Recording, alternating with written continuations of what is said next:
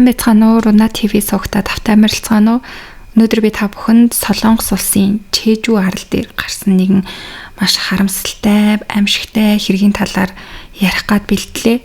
2021 оны 7 сарын 18-ны оройн 10 цаг 45 минутын үед Чежүү хотын Жучон өвдөх нэгэн орон сууцнд амьдардаг эмэгтэй орой рестораныхаа ажлыг дуусгаад гэртээ ирээд гэрийнхээ үүдний хаалгыг онгоолгоод гэрлүүгээ ордог.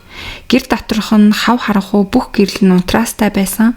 Тэгээ энэ бол түүнд маш сонир санагдсан. Яагаад гэвэл түүний хувьд дунд сургуульд сурдаг хүүтэйгээ хамтдаа амьдардаг байсан. Тэгээ тухайн үед болохоор хүүн гэртээ байх ёстой цаг нь мөн ийм эрт хүүн ерөөсөө унтдаггүй. Тийм болохоор эрх болгонд нь бол гэрэл нь байнга асаалттай хүүн байж идэг байсан. Гэртээ орж ирээд эд зүйлсээ тавьчихад хэсэг хугацааны дараа хоёр давхрынхаа дээврийн өрөөрөө гарсан эмэгтэй гинтл маш чанга хашгирч орилон ухаан алдаж ундаг. Учир нь тэнд түүний 16 настай хүү маш аимшигтайгаар амь насаа алдсан байдалтай хэвтэж байсан. Амь насаа алдсан хохирогч хүү Ким Кёнгён гэдэг гар хөл нь бүгдээрээ скотчоор боогдсон мөн ам хамрыг нь хүртэл скотчоор оруулчихсан байдалтай байсан. Биеийн олон хэсэгт нь зодуулсан ул мөр харагдаж байсан бөгөөд задлангийн дүгнэлтээр үхлийн гол шалтгаан нь хүзүү хоолойг нь дарж боосноос амьсгалыг нь боож амь насыг нь хөнөөсөн байна гэж тогтоогддог. Скотчоор боолгосон байдал бие дээрх зодуулалтын мөр зэргээс нь харахад алуурчин Ким хүүг санаатаагаар зориуд алхаар шийдсэн юм шиг харагдаж байсан. Ийм тохиолдолд ихэвчлэн танил хүн сонзонгийн сэтэлтэй хийсэн хэрэг байх магадлал нэлээд өндөр байдаг. Ким хүүгийн хувьд тосгондоо маш хүмүүжилтэй илдэг хүүхэд гэдгээрээ алдартай хүүхэд байсан. Орон нутгийн хүмүүс нь бүгдээрээ л Кёнгён бол 10 удаа тааруул арууланд нь бүхийж мэндэлдэг маш сайн хүмүүжилтэй хүү байсан. Мөн найз нөхдөдөө харилцаанч гэсэн маш сайн байсан. Өс сонзон гэдэг зүйл бол түүний хувьд бараг боломжгүй юм шиг харагдаж байсан. Ингээд цагдаа нар бол тэдний гэрийг нь ирж шалган CCTV-ний бичлэг гэх мэтчлэн зүйлүүдийг шалгасны эцэст сэжигтэн бол маш хурдан тодорхойлж чадсан. Тэр хүн бол 48 настай Пэкван Сог гэдэг нэртэй эрэгтэй хүн байсан. Пэкван Сог Ким хүүгийн ээж болох Эйтэй өмнө нь хамтын амьдрал зохион хамтран амьдарч байсан тийм хүн байсан. Гэхдээ Ким хүүгийн бол аав нь биш. Мөн энэ хэрэг гарахаас хэдхэн хоногийн өмнө буюу 2021 оны 7 сарын 4-нд Пэкван Согт эмэгтэйгийн гэрээс 100 метрийн дотор ойртохыг хоригдсон тийм арга хэмжээг цагдаагийн газраас авсан байсан нь илэрдэг. Өөрөөр хэлбэл өмнө нь нэлээд олон асуудал гарч ирсэн учраас түүн рүү ойртохыг хоригдсон ийм шийдвэрийг цагдаагийн газраас гаргасан гэдэг нь бол тодорхой харагдчихсан. Түүний хувьд эмэгтэйтэй хамт амьдарч байх үедээ байнга давтамжтайгаар хүч хэрэглэн түүнийг зодддог байсан гэдэг нь илэрдэг.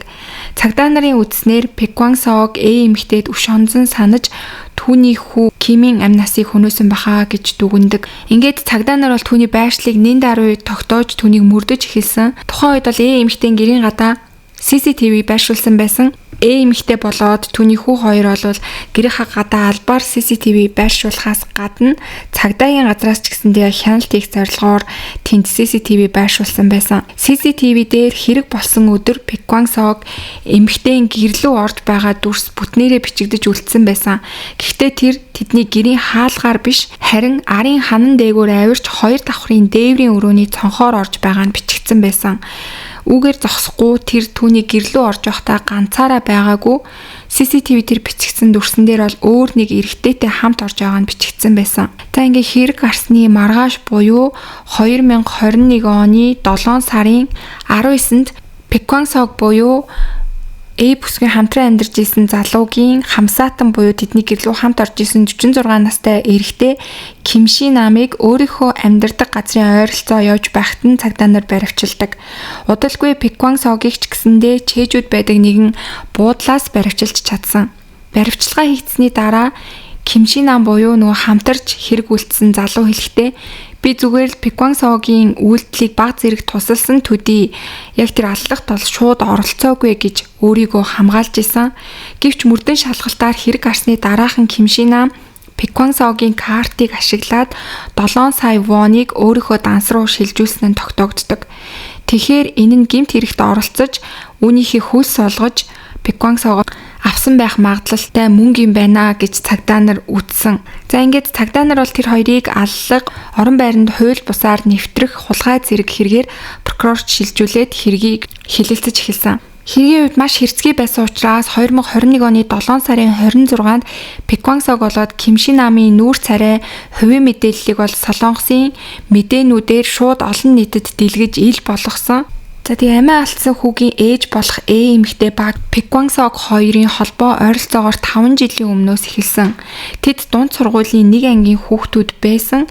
Гэхдээ хоёулаа бол тус тусынхаа амьдралыг хөөгөөд тустай гэр бүлтэй болоод амьдарч агаад насан туршнийхээ дараа хоёулаа дахиж уулзсан байгаа. Тэгээ хоёулаа эхнэр нөхрүүдээсээ салцгаачихсан тусдаа нэг хүүгээ өсгөж байгаа тийм хүмүүс байсан.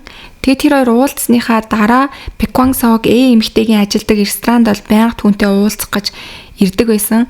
Тэгээд үүнээс хойш тэр хоёр холбоо харилцаа тогтоож уулзцааж эхэлсэн. Ингээд 2018 оны 11 сард тэр хоёр бол ер нь хамтдаа нэг гэрт ороо амьдарч эхэлсэн. Тухайн үед Пеквангсогийн хүүч гэсэндээ тэдний хамтдаа амьдарч эхлэн ингээд тэр хоёр бол нэг хүүтэйгээ ингээд дөрүүлээ нэг гэр бүл болгон хамтдаа амьдарч эхэлсэн. Цаг хугацаа өнгөрөхөд Ким хүү болоод Пеквангсог хоёрын харилцаа бол нэлээд ойр дотнолж Ким хүү бүр Пеквангсогийг аава гэж хүртэл дууддаг болчихсон байсан. Мөн Пеквангсогийн хүүтэй ч гэсэндээ хохирогч хүү маш сайхан харилцаатай байсан.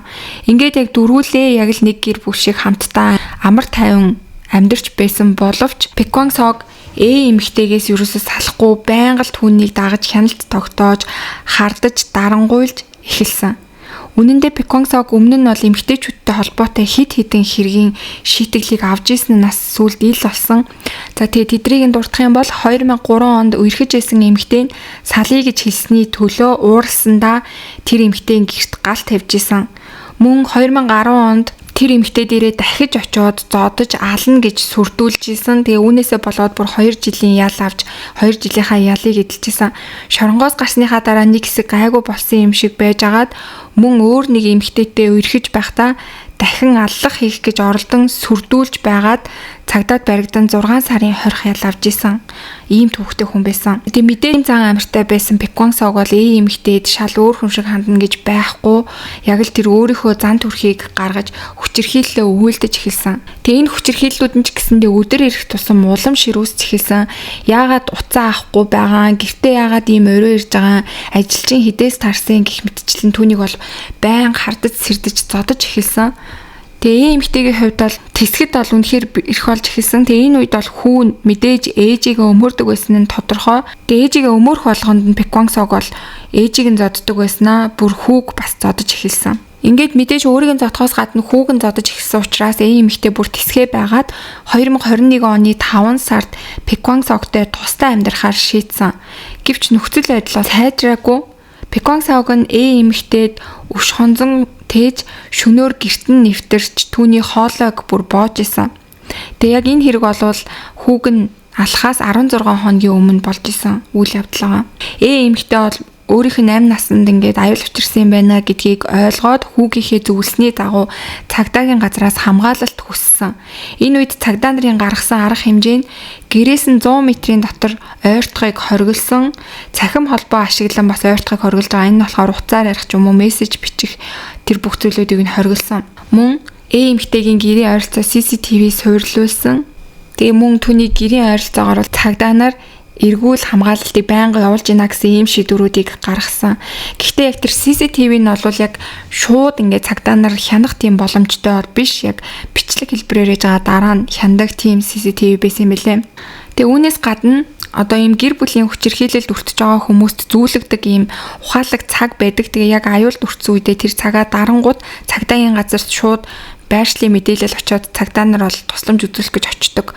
Ийм ухаалаг цагийг олгодог. Гэвч яг тухайн үед болохоор эмэгтэй болоод энэ хүүд энэ цаг олгогдоогүй. Ягаад гэхээр яг тухайн үеийн тэр цагдаагийн хилтэс тэр цагны нөөц байгаагүй. Тэгээ тиймээс тэр хоёрт цагийг олгож чадаагүй юм билээ. За тэгээд мэдээж ийм шийдвэрүүд гарсны дараа Пеквангсогийн уур хилэн бол улам нэмэгдсэн. Тэгээд түүний уур хилэнгийн байн бол эмэгтэйгээс даваад хүүрүүн чиглэж эхэлсэн. Ягаад гэвэл хүүн ингээ ээжигээ хамгаалаад ээждээ янз бүрийн зөвлөгөө өгөөд өөрийг нь цагдаагийн газарт мэдэгдээд байна гэж бодож эхэлсэн. Тэгээ нэг удаа бүр эмэгтэйд Би чамааг биш юмаа гэхэд чиний хамгийн үн цэнтэй зүйлийг чинь булааж авна гэж хүртэл хэлж сүрдүүлж исэн байсан. Тэгээ энэ нь бол мэдээж түүний хүү байсан гэдэг нь бол тодорхой байгаа. За тэгээ Пеквангсог бол ерөнхийдөө түүний хүүгийн амь насыг хөнөөе гэж төлөвлөөд энэ үйлдэлтэд туслуулахын тулд нөгөө хамсаатан Кимшинамд очиж түүнийг ятгаж эхэлсэн. Кимшинам гэдэг энэ хүн нь болохоор мөн л адил бэлгийн гэмт хэрэг гэх мэтчлэн нийт 10 удаагийн ял шийтгэлтэй тим итгээд байсан. Тухайн үедээ 6 цэнгэлийн газар буюу шөнийн клуб ажилуулдаг байсан. Тэгээ Пеквангсог болохоор тэдний байнгын үйлчлүүлэгч байжгаад Кимшинамд 5 сая воныг зээлчихсэн байсан. Тэгээ тухайн үед болохоор нөгөө өрөөрөө дарамтлаад чи надад туслах юм бол би чамаас тэр мөнгийг авахгүй. Тэгээ дээрэс нь би чамдаас мөнгө өгнө гэж ятгсан. Кимшинамын хувьд болохоор 5 сая воноор тэглэхээс гадна мөнгө авах юм байна гэж бодоод түүнд туслахыг олж зөвшөөрсөн. Ингээд тохиролцоо хийгдсэний дараа тэр хоёр эмэгтэйгийн гэрийн ойролцоо бол нилээн эргэлдэж тэгээ хоорондоо бол гэмт хэрэгээ төлөвлөсөн гэдэг нь ил болсон. Ингээд 2021 оны 7 сарын 18-ны өглөөний 7 цагт Кимшинам дэлгүүр орж 2 скотч худалдаж авсан. Ингээд өглөөний 9 цагт эмэгтэй гэрээсээ ажилдаа явж байгааг нь бол хараад гадаа нь ажиглаад тэр хоёр зогсож исэн. Тэгээ тухайн үед ээж нь ажилдаа яваад Ким хүү гэртээ үлдсэн. Тэгээ яг тэр үеийн болохоор 7 сар байсан учраас зуны амралт байсан. Мөн ковидын нөхцөл байдлаас болоод Ким хүүгийн хувьд бол нэг гадагшаа гарахгүй ихэнх цагаа гэртээ өнгөрөөж исэн. Үүний дараа болохоор Пеквангсог болоод Кимшинам хоёр гэрийнх нь ойролцоо бараг 6 цаг гэрлүү нь орж болох тэр нөхцөлийг хүлээж байсан. Ингээд үдээс хойш 3 цаг 16 минут орчим тэр хоёр давхрын дээврийн өрөөний цонхон нээлттэй байна гэдгийг анзаараад ханаар дамжаад тэр цонхоор гэрлүү нь орсон байгаа. Тэг мэдээж 100 байсан учраас хүү цонхоо онгоолгоод дээврийнхээ өрөөнд тухайн үед унтчихсан байгаа. Хоёр хэрэгтэн гэрт нэвтэрч ороход Ким хүү орон дээрээ хөвтөд унтчихсан. Тэгээд унтаж байгаа хүүг тэр хоёр ормогцоо хүлж боогоод бэлдэж авч очсон скотчороо түүний гар хөлийг нь хүлж боогоод дараа нь яг л уураа гарах гэж байгаа юм шиг хүүг маш аимшигтайгаар зодсон. Дараа нь тэд Ким хүүгийн сургуулийн дүрм тувцсны бүсийг ашиглан хол огнбож түүний амь насыг хөнөөсөн. Хүү бол мэдээж хэрэгтэн ганцаараа орж ирсэн бол магадгүй дийлэхэр байсан боловч хоёулаа байсан учраас мэдээж хоёр эрэгтэй хүнийг бол дийлээг нь ойлгомжтой. Үүний дараа тэр хоёр итгээд өөрсдийнхөө үйлдэлүүдийг хийцгээсэн. Кимшинамын хувьд аллагт хэрэгэлсэн хэрэгслүүдийг авч хэргийн газраас гарч ойролцоо хог хаягдлын цэг рүү аваачиж тэдрийг хайсан. Харин хэрэгтэн Пеквангсогийн хувьд хэрэгээ үйлснийхаа дараа 3 цаг орчим гэр дотор байсан.